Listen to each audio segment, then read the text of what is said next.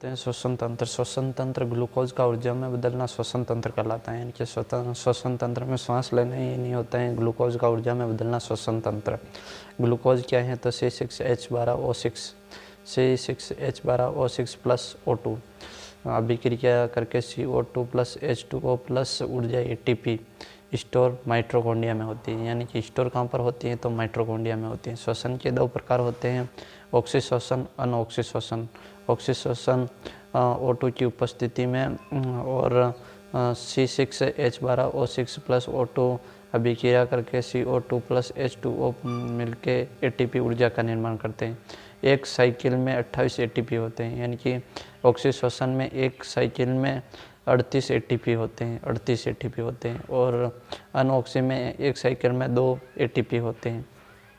C6H12O6 का पूर्ण दहन C6H12O6 का पूर्ण दहन यह माइटोकॉन्ड्रिया व कोशिका द्रव दोनों में होता है। यानी कि ऑक्सीश्वसन यह माइटोकॉन्ड्रिया व कोशिका द्रव दोनों में होता है। यानी कि ऑक्सीश्वसन किन किन में होता है तो माइटोकॉन्ड्रिया और कोशिका द्रव दोनों में होता है। मानव, जानवर और बर्ड्स और सरीसृप ये ऑक्सीश्वसन में आते हैं। यानी कि हम मानव और जानवर, बर्ड्स और सरीसृप किस में आते हैं तो ऑक्सीश्वसन में आते हैं और ये माइटोकॉन्ड्रिया व कोशिका द्रव दोनों में होता है। अनऑक्सीश्वसन O2 की अनुपस्थिति में, यानी कि अनऑक्सीश्वसन O2 की अनुपस्थिति में C6H12O6 लैक्टिक अम्ल प्लस H2O प्लस ATP एक साइकिल में 2 ATP होते हैं। इसमें C6H12O6 का पूर्ण दहन, यानी कि अपूर्ण दहन होता है और ऑक्सीश्वसन में पूर्ण दहन होता है। ये अनऑक्सीश्वसन सूक्ष्म जीवों में किण्वन और मांसपेशियों में एक कोशीय जीव व बीज का बाहरी आवरण, ये अनऑक्सीश्वसन में आता है। ये मानव श्वसन का चित्र देख लेना है क्या है। नाक है, फिर ग्रसनी है, श्वसन तंत्र है, ट्रेकिया है, मीडिया स्टेनम है, श्वास नली बाइफ्राम है, जुरा झिल्ली, डायफ्राम, कुपिकान, श्वसन नीन, ये देख लेना। ये एक वो डिटेल में पढ़ लेते हैं इनको। ये 2 मिनट रहे फोन की।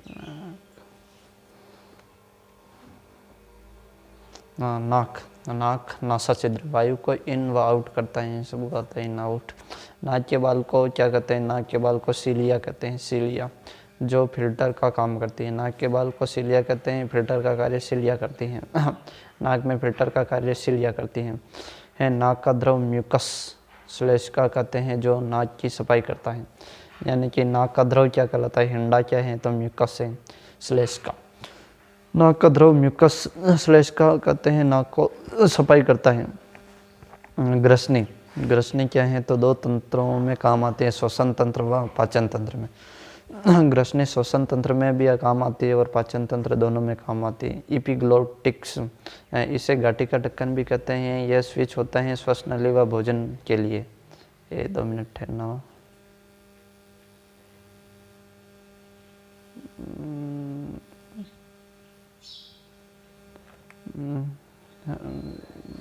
एपिग्लोटिक्स, इसे घाटी का ढक्कन भी कहते हैं। यह स्विच होता है श्वास नली व भोजन के लिए। ट्रेकिया या श्वास नली, ट्रेकिया को श्वास नली कहते हैं, ट्रेकिया या श्वास नली दोनों को देखना।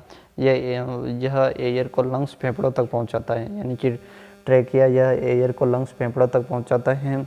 ट्रेकिया 2 भागों में विभाजित होता है जिसे श्वसनी बानकाई कहते हैं। यानी कि ट्रेकिया 2 भागों में विभाजित होता है जिसे क्या कहते हैं तो श्वसनी बानक्राई कहते हैं, श्वसनी बानक्राई। स्वर क्या है तो स्वर या लिरिक्स आवाज़ बनाता है। स्वर या लिरिक्स आवाज़ बनाता है। मेल है तो उपास्थि लगी होती हैं जिनमें एडम का एप्पल कहते हैं। यानी कि मेल का है तो उसकी उपास्थि लगी होती है जिसे एडम का एप्पल कहते हैं। इसको लड़कों की आवाज़ मोटी होती है। एडम एप्पल के कारण लड़कों की आवाज़ मोटी होती है। फेफड़ा स्टडी ऑफ लंग्स पोमोलॉजी कहलाता है। यानी कि स्टडी ऑफ लंग्स क्या कहलाता है तो स्टडी ऑफ लंग्स पोमोलॉजी कहलाता है। इसका कलर कैसा होता है तो पिंक होता है। यानी कि पिंक होता है और वेट 1.3 to 1.5 kg होता है। यानी कि फेफड़ों का वेट कितना होता है तो 1.3 to 1.5 kg होता है। आकार कैसा होता है फेफड़ों का? तो स्पम जैसा होता है।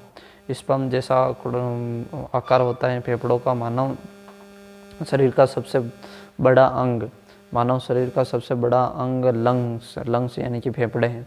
शरीर का सबसे बड़ा भाग लीवर है। सबसे बड़ा भाग तो लीवर है, सबसे बड़ा भाग लीवर है, जबकि सबसे बड़ा अंग लंग्स है। सबसे बड़ा अंग लंग्स हैं और सबसे बड़ा भाग लीवर है। कुपिका, कुपिका क्या है? तो संरचना व आकार अंगूर जैसी होती है, यानी कि कुपिका की संरचना व आकार कैसी होती है? तो अंगूर जैसी होती है। कुपिका फेफड़ों की संरचनात्मक व क्रियात्मक इकाई है। कुपिका क्या है? तो ये फेफड़ों की संरचनात्मक व क्रियात्मक इकाई है कुपिका। कुपिका इसमें गैसों का आदान प्रदान या विसरण विधि से होता है, यानी कि कुपिका में विसरण विधि होती है। कुपिका इस पर कार्य करती हैं तो विसरण विधि पर कार्य करती हैं, और विसरण विधि में क्या होता है? तो गैसों का आदान प्रदान होता है कुपिका में। एक लंग्स में 30 मिलियन व 300 लाख व 3 करोड़ 3 करोड़ या 300 लाख या 30 मिलियन एक ही बात है कुपिकाएँ होती है एक लंग्स में। डायफ्राम कंकाली मांसपेशी से बना होता है। डायफ्राम किससे बना होता है? तो कंकाली मांसपेशी से बना होता है। इसमें श्वसन में मुख्य भूमिका रहती है, यानी कि डायफ्राम की श्वसन में मुख्य भूमिका रहती है। इसमें श्वसन की मुख्य भूमिका रहती है। संकुचन में एयर इन, पहले एयर इन, शिथिलन में एयर आउट। संकुचन में एयर इन व शिथिलन में आउट करता है। देख लेना है इसका चित्र, दायां बायां। ये हिस्सा कोई नहीं पूछता है। लंबाई, रक्त का शुद्धिकरण, रक्त का शुद्धिकरण का चित्र है ये डायफ्राम। देख लेना है क्या है रक्त। की पॉइंट्स देख लेते हैं। की पॉइंट्स क्या है? तो की पॉइंट्स मानव शरीर का श्वसन वर्णक हीमोग्लोबिन के कारण होता है। मानव शरीर का श्वसन वर्णक किसके कारण होता है? तो हीमोग्लोबिन के कारण होता है। श्वसन की दर 12 से 16 मिनट वयस्क में और बच्चे में 20 मिनट, यानी कि श्वसन की दर वयस्क में कितनी होती है? तो 12 से 16 मिनट होती हैं वयस्क में, और बच्चों में 20 मिनट होती हैं। टीडल थाइएथन 500 ml और श्वसन फ्यूल ईंधन ग्लूकोज श्वसन में अंतिम उत्पादन एटीपी के रूप में मिलते हैं, यानी कि श्वसन में अंतिम उत्पादन किसके रूप में मिलते हैं? तो एटीपी के रूप में।